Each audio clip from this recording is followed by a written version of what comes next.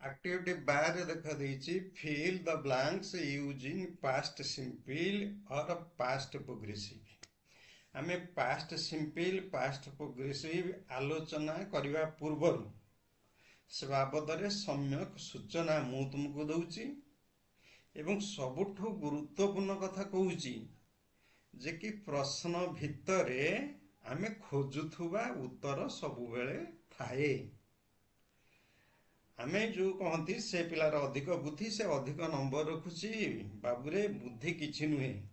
ଦେଖ ସେଇ ପ୍ରଶ୍ନ ଭିତରେ ଉତ୍ତର ଗୁଡ଼ାକ କେମିତି ସବୁ ଲୁଚି କରି ରହିଛି। ତମେ ଜାଣିଲେ ମଧ୍ୟ ତମେ ନିଜେ ସେ ପ୍ରଶ୍ନର ଉତ୍ତର ତମେ ବାହାର କରିପାରିବ। ଅନ୍ୟାନ୍ୟ ଭିଡ଼ିଓ ଦେଖିଥିବ, ଏ ଭିଡ଼ିଓ ଦେଖ ଏବଂ ଅତି ସହଜରେ କେମିତି ପ୍ରଶ୍ନ ଉତ୍ତର ହେଇଯାଉଛି ସେ କଥା କହୁଛି। ଆମେ କରିବା ପୂର୍ବରୁ ଆମେ ଦେଖିବା ଆକ୍ସନ, ଦୁଇଟା ଆକ୍ସନ କଥା ମୁଁ କହିଛି। ଉପରେ ଦେଖ ଲେଖିଛି ଗୋଟେ ସର୍ଟର ଆକ୍ସନ ଲେଖିଛି ଆଉ ଗୋଟେ ଲଙ୍ଗର ଆକ୍ସନ ଲେଖିଛି। ଏଇ ଯେଉଁ ସର୍ଟର ଆକ୍ସନଟି ମୁଁ ଲେଖିଛି, ସର୍ଟର ଆକ୍ସନଟାକୁ ପାଷ୍ଟ ସିମ୍ପଲରେ ଆମେ ନେଉ। ପାଷ୍ଟ ସିମ୍ପଲ ଯେଉଁଠି ହେଉଛି V2 ଫର୍ମ। ଆଚ୍ଛା, ଲଙ୍ଗର ଆକ୍ସନଟାକୁ ଆମେ ଅନଗୋଇଂ ଆକ୍ସନ ନେଉ, ଯାହା ଚାଲୁ ରହିଥାଏ, କମ୍ପ୍ଲିଟ୍ ହେଇନଥାଏ। କମ୍ପ୍ଲିଟ୍ ହେଲେ ପରଫେକ୍ଟ ହେଇଯିବ। ଦେଖ ଏଇଟା ଏମିତି ଗୋଟେ ବକ୍ର ଗାର କରାହେଇଛି, ଢେଉ ଢେଉକା ଗାରଟେ ଗୋଟେ କରାହେଇଛି, ବକ୍ର ରେଖାଟେ। ଏଇଟା ହେଉଛି ପାଷ୍ଟ ପ୍ରୋଗ୍ରେସିଭର ଚିହ୍ନ।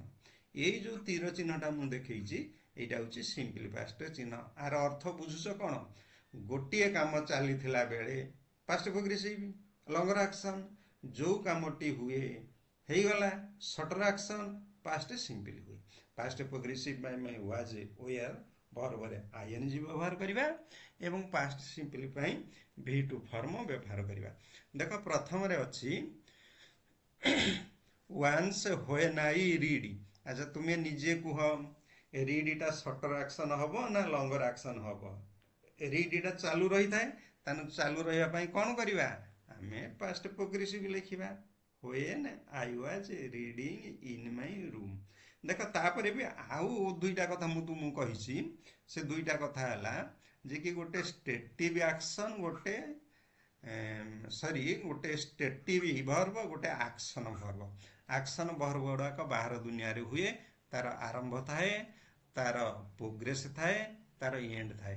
କିନ୍ତୁ ଷ୍ଟେଟିଭ ଭର୍ବ ଗୁଡ଼ାକ ଆପଣା ଛାଏଁ ହୁଏ, ମୁଣ୍ଡ ଭିତରେ ହୁଏ, ଆରମ୍ଭ ଶେଷ ଯାହାକୁ ଆମେ ଜାଣିପାରନ୍ତି ନାହିଁ। ତେଣୁ ଷ୍ଟେଟିଭ ଭର୍ବ ଗୁଡ଼ାକ ସବୁବେଳେ ତମେ ପାଷ୍ଟ ସିମ୍ପଲରେ ଲେଖିବା ପାଇଁ ଚେଷ୍ଟା କରିବ।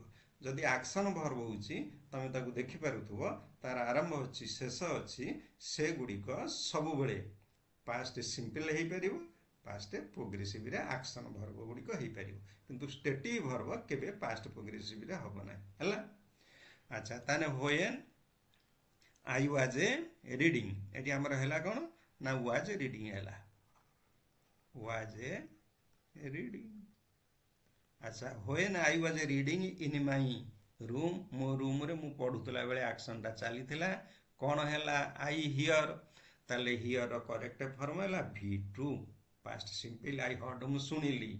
ପଢ଼ା ଚାଲିଥିଲା, ମୁଁ ଦେଖୁଥିଲି ଯେଉଁ ବକ୍ର ରେଖାଟା, ବକ୍ର ରେଖାଟାର ଅର୍ଥ କ'ଣ ନା କାମଟି ଚାଲୁଥିବ, କାମଟି ଚାଲୁଥିବ ତା ଭିତରେ ଗୋଟେ କାମ ହବ। ହିୟର କାମଟା ହେଲା ଆଉ ଏଇଠି ରିଡିଂ କାମଟା ଚାଲିଥିଲା। ତାହେଲେ ଏଠି କ'ଣ ହେଲା ନା I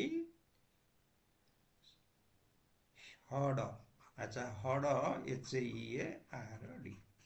I heard a lot of noise outside. ଆଚ୍ଛା, ମୁଁ ଗୁଡ଼େ ନଏଜ୍ କୋଳାହଳ ପଦାରେ ଶୁଣିଲି। ତାପରେ କ'ଣ ହବ ନା ମୁଁ ବାହାରକୁ ଆସିଲି। ଦେଖ ଷ୍ଟୋରି ଟାଇପ୍ରେ କି ଲେଖା ହେଉଛି, ଶୁଣିଲି, ତାପରେ ବାହାରକୁ ଆସିଲି, ବାହାରକୁ ଆସିଲି। Complete action, complete action simple present, complete action complete action past simple, complete action perfect ବି ହୁଏ। ତାହେଲେ ଏଇଟା ହେଲା କ'ଣ ଆମର? ଏଇଟା ହେଲା କେମ୍।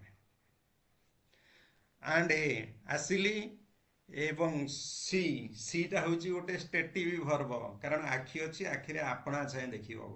ସେ ଆଇ ୱାଜ ସିଂ ହବ ନାହିଁ, ଆଇ ସରୁ ଆମେ ଜାଣିଲେ, ଭର୍ବରୁ ଜାଣିଲେ ଏଟା ଗୋଟେ ଷ୍ଟେଟିଭ ଭର୍ବ। ତାହେଲେ ହେଲା ଆଇ ସ। ଆଚ୍ଛା, ମୁଁ ଦେଖିଲି ଗୁଡେ ପିପୁଲ, ଦ୍ୟାଟ୍ ମେନି ପିପୁଲ, ଏଇଟା ହେଉଛି continuing action, longer action. We are running past progressive in a particular direction, ଗୋଟାଏ ଦିଗ ଆଡ଼କୁ ସେମାନେ ସବୁ ଦୌଡ଼ୁଥିଲେ। ଆଚ୍ଛା, ସେମାନଙ୍କର କ'ଣ ଥିଲା ନା ସାଉଟ୍ ଥିଲା। ସାଉଟ୍ର କରେକ୍ଟ ଫର୍ମ ସବୁ ପାଟି କରୁଥିଲେ। ଏଟା ବି ସେଇ ଲଙ୍ଗର ଆକ୍ସନ, ପାଟି ଚାଲିଥିଲା। At the top of their voice, they ସେମାନଙ୍କ ସମସ୍ତଙ୍କ ହାତରେ ଦେଖ ହାଭ୍ ଏ ବକେଟ୍। ହାଭ୍ ଏଟା ହେଉଛି ଗୋଟେ ପୋଜେସିଭ୍ ଭର୍ବ ବା ପୋଜେସନକୁ ସୂଚାଏ। ତେଣୁ ପୋଜେସନକୁ ଯୋଉଟାକ ସୂଚାନ୍ତି ସେଗୁଡ଼ାକ ଆଇଏନଜି ହୁଅନ୍ତି ନାହିଁ। ତାହେଲେ ଦେ ହାଡ୍ ଏ ବକେଟ୍ସ, ଧର ଯୋଉ ହାଭ୍ ଏ ଭର୍ବ ଡ୍ରିଙ୍କ ଅର୍ଥରେ ହେଇଛି, ସେଠି ତମେ ହାଭିଂ କରିହବ। ହାଭ୍ ଏ ଭର୍ବ ଇଟ୍ ଅର୍ଥରେ ଅଛି, ସେଠି ତମେ ଯେ କି ଆଇଏନଜି କରିଦବ। କିନ୍ତୁ ପୋଜେସିଭ୍ ଅର୍ଥରେ କି ଯଦି ଥିବ ତାହେଲେ ଅଛି ଅର୍ଥ ଯୋଉଠି ବୁଝଉଥିବ ସେଇଠି ତମେ କ'ଣ ଲଗେଇବ, ସେଇଠି ତମେ ହାଡ୍ ଲଗେଇବ। ତାହେଲେ ସେମାନଙ୍କ ହାତରେ ସବୁ ବାସ୍କେଟ୍ ଥିଲା, water Potts in there hands. ଆଚ୍ଛା, ପୁଣି କ'ଣ ହେଲା, I ask them what the matter was. ସେମିତି ଆସ୍କଟା ହେଉଛି ଦେଖ ତୀର ଚିହ୍ନ, ଯୋଉ ନାଲି ତୀର ଚିହ୍ନ ଦେଇଛି, ମୁଁ ପଚାରିଲି, simple past. What the matter was, ଘଟଣାଟା କ'ଣ ଥିଲା। ସମବଡି, ଆଚ୍ଛା ପଏଣ୍ଟ ଦେଖ ଅଛି, ପଏଣ୍ଟଟା ତାହେଲେ ହବ ସିମ୍ପଲି ପାଷ୍ଟ କାରଣ ଦେଖେଇଦେଲା। somebody pointed at a house at the end of our village, ଆମ ଗାଁର ଶେଷ ମୁଣ୍ଡକୁ ଗୋଟିଏ ଘର ଜଣେ ଦେଖେଇଦେଲା। ମୁଁ କ'ଣ କଲି, ମୁଁ ଦେଖିଲି। ଦେଖିବାଟା କହିଛି ଷ୍ଟେଟିଭ୍ ଭର୍ବ, ଆପଣା ଛାଇଁ ହେଉଛି ଆଇ ସ, ମୋ ଆଖିରେ ପଡ଼ିଗଲା ଦ୍ୟାଟ୍। ଆଚ୍ଛା, ହାଉସଟା ଜଳିବା ଅବସ୍ଥାରେ ଅଛି। ଜଳିବା ଅବସ୍ଥାରେ ଅଛି ମାନେ ଏଇଟା ହେଉଛି ଲଙ୍ଗର ଆକ୍ସନ, ଅନ୍ ଗୋଇଂ ଅବସ୍ଥାରେ କି ଅଛି। ତାହେଲେ ଦ ହାଉସ୍ ୱାଜ୍ ବର୍ଣ୍ଣିଂ, ଯଦି ହାଉସ୍ ବର୍ଣ୍ଣିଂ ଅଛି, people throw water at the house, ତାହେଲେ ହାଉସ୍ ଜଳୁଥିଲା, ଲୋକମାନେ ନିଆଁ ଫୋପାଡୁଥିଲେ। ତାହେଲେ ପ୍ରୋଗ୍ରେସିଭ୍। ତାହେଲେ ପ୍ରୋଗ୍ରେସିଭ୍ ହେଲେ କ'ଣ ହବ, we are throwing water at the house in order to put out the fire. very soon, ଖୁବ୍ ଶୀଘ୍ର ନିଆଁଟା କଣ୍ଟ୍ରୋଲ ହେଇଗଲା, କମ୍ପ୍ଲିଟ୍ ଆକ୍ସନ। ତାହେଲେ V2 came under control। ଯଦି ଆମ ଭିଡ଼ିଓ ଭଲ ଲାଗୁଛି, କିଛି ନହେଲେ ବି ଲାଇକ୍ କର, କାରଣ ଏଇ ଟାଇପ୍ର ଭିଡ଼ିଓ ତମ ପାଇଁ ପ୍ରସ୍ତୁତ କରାଯିବ ଏବଂ ଆପଣ ଚାହେଁ ସେଇ ଆକ୍ଟିଭିଟି ଭିତରୁ ତାର ଉତ୍ତରଟି ତମେ ଏକଦମ ଭଲ ଭାବରେ ନିର୍ଭୁଲ ଭାବରେ ବାହାର କରିପାରିବ। ଯିବା ଆକ୍ଟିଭିଟି 13କୁ। ଆକ୍ଟିଭିଟି 13 ଦେଖ ଦେଇଛି, rewrite the paragraph using the past progressive or the past simple form। ଏଠି ସେ କହୁଛି ପାଷ୍ଟ ପ୍ରୋଗ୍ରେସିଭ ଲେଖ କିମ୍ବା ପାଷ୍ଟ ସିମ୍ପଲ ଫର୍ମ ଲେଖ। ସେଇ ଏକା ଚିହ୍ନ ମୁଁ ଦେଖ ଏଇ ତଳେ ଦେଇଛି, ଗୋଟେ କଣ୍ଟିନ୍ୟୁଇଂ ପାଇଁ ଏଇ ଚିହ୍ନଟା ଲେଖୁଛି, ଆଉ ଯୋଉଟା କି ଘଟୁଛି ସଟର ଆକ୍ସନ ପାଇଁ ଏଇ ତୀର ଚିହ୍ନଟି ଦଉଛି। ଆର ଅର୍ଥ ଦେଖ, ବୁଝିପାର, ମୁଁ ଦେଖେଇ ଦଉଛି। ଆଚ୍ଛା, ଏଇଟା ୱାକ୍, ୱାକ୍ଟା କଣ୍ଟିନ୍ୟୁ ଆକ୍ସନ ନା ସଟର ଆକ୍ସନ, କଣ୍ଟିନ୍ୟୁ ଆକ୍ସନ ହବ। ତାହେଲେ କଣ୍ଟିନ୍ୟୁ ଆକ୍ସନ ହେଲେ କ'ଣ ହବ, ପ୍ରୋଗ୍ରେସିଭ। was working। ଆଚ୍ଛା, ଆଇ ସ, ମୁଁ ସି ଭର୍ବ କଥା କହିଲିଣି। ସି ଭର୍ବଟା ହେଉଛି ଗୋଟେ ଷ୍ଟେଟିଭ୍ ଭର୍ବ। ଷ୍ଟେଟିଭ୍ ଭର୍ବଟା ଆପଣା ଛାଏଁ ହୁଏ। ଆପଣା ଛାଏଁ ହେଲେ କ'ଣ, ସେମାନେ ପ୍ରୋଗ୍ରେସିଭ ଫର୍ମ ମାନନ୍ତି ନାହିଁ। ତାହେଲେ କ'ଣ ହବ, ସ ହବ। ଏବେ ଦେଖ ଠିକ୍ ଏଇ ଲାଇନରେ ଉତ୍ତର କର। I was walking along the street one day, ଦିନେ ମୁଁ ରାସ୍ତାରେ ଚାଲୁଥିଲି। ଚାଲିବାଟା ପ୍ରୋଗ୍ରେସିଭ ଆକ୍ସନ, କଣ୍ଟିନ୍ୟୁଇଂ ଆକ୍ସନ। ସେତେବେଳେ କ'ଣ ହେଲା ନା ଆଇ ସ, ମୁଁ ଦେଖିଲି, ସମଥିଙ୍ଗ ଷ୍ଟ୍ରେଞ୍ଜ, ଗୋଟିଏ ଅଦ୍ଭୁତ ଜିନିଷ, ଆଶ୍ଚର୍ଯ୍ୟକର ଜିନିଷ ମୁଁ ଦେଖିଲି। କ'ଣ, ନୋଟିସ୍। ନୋଟିସ୍ ବି ସେଇ ଷ୍ଟେଟିଭ୍ ଭର୍ବ, ଦେଖ ମୁଣ୍ଡ ଭିତରେ ନୋଟିସ୍ଟା ହେଉଛି। ଆଚ୍ଛା, ମୁଁ ଜାଣିପାରୁଛି, ଯୋଉ ଜାଣିବା କ୍ରିୟାଟା। ଆଚ୍ଛା, ତାହେଲେ କ'ଣ ହେଲା, I notice a person of same height. ଯେତିକି ଷ୍ଟେଟିଭ୍ ଭର୍ବ ତାଙ୍କୁ ଆମେ ସାଧାରଣତଃ ସିମ୍ପଲ ଫର୍ମରେ ନିଅନ୍ତି।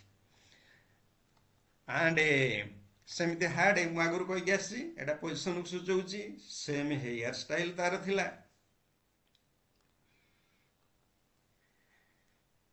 ହି, ଆଚ୍ଛା ସେ ତାହେଲେ ପିନ୍ଧିଥିଲା, ତାହେଲେ ପିନ୍ଧିଥିଲା କମ୍ପ୍ଲିଟ୍ ଆକ୍ସନ।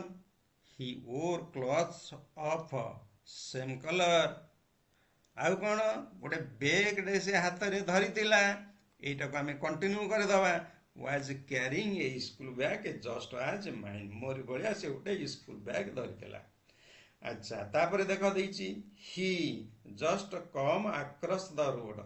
अच्छा तुम्हें ये देखिए just come across the road जो मु करुची ताले just come across the road कले ताने से क्रॉस करवा अर्थ अतिक्रम करवा ताले अतिक्रमटा हम कंटिन्यूइंग एक्शन ताले was just crossing the road से जेते बेले रास्ता अतिक्रम करुथिला एटा कंटिन्यूइंग थिला ahead of me but I avoid टा सेमती हैला गोटे स्टेटिव वर्ब होइतिबारु पास्ट सिंपल लिखिबो he did not avoid me तमे जदि वर्ब गुडा को चिन्हि जीव ना एक्शन वर्ब स्टेटिव वर्ब आपना छाई कर दबो पास्ट प्रोग्रेसिव सिंपली पास्ट अच्छा तुम्हें तापर देखो आज आई गो आक्रस अच्छी आज आई गो आक्रस अच्छा ये जो आज आई गो आक्रस अच्छी अच्छा आक्रस क्रियाटा देखुन गो आक्रस मान है रास्ता पार हो गला ताने कंप्लीट एक्शन होउची ताले कंप्लीट एक्शन हेले कोन हबो आई ओ sorry I was sure be वर्बटा हैला वाज श्योर आज ही वेंट आक्रस ताले गो आक्रस टा कंप्लीट हे जाईची सेतले रास्ता अतिक्रम करि गला V2 है सिंपल पास्ट मुझे कौन कली फॉलो कली अनुसरण करी आई फॉलोड हुई V2 ताले पूरा चैप्टर थी तुम shorter action longer action stative verb action verb जानी देले काम सइला।